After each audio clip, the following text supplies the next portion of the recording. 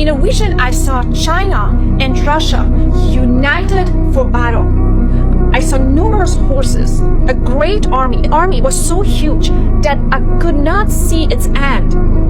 The two armies are now united. So China was on the left, wearing red armor. And I also saw them like a red dragon, with flame coming out from the dragon's mouth.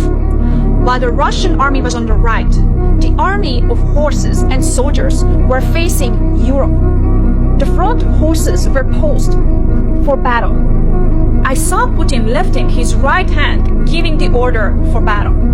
In Western Europe, I saw the flags of NATO and the European Union. I also witnessed the Antichrist rising from NATO and the European Union. The Antichrist will have a military background, emerging from the European Union with connection to NATO.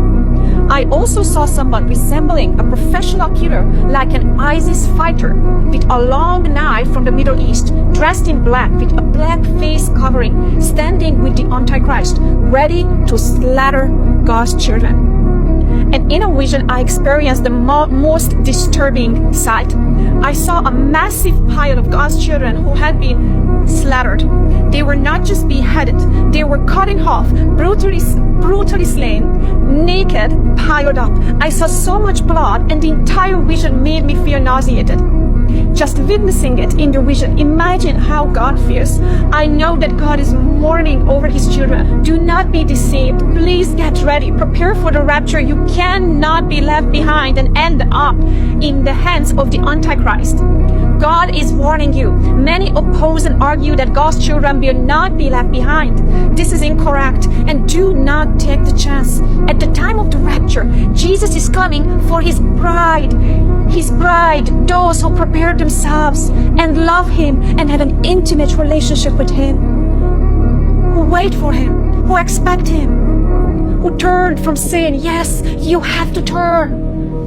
I received many comments on my last video arguing that everyone sins and Jesus will take you no matter what. Listen, you do not sin. You turn from sin. I'm not saying that you never fall short or get impatient or angry. We are not perfect. We don't steal. We don't lie. We don't live in sexual sin or adultery. We don't curse and party with the word, drink or get drunk, and be disobedient to God.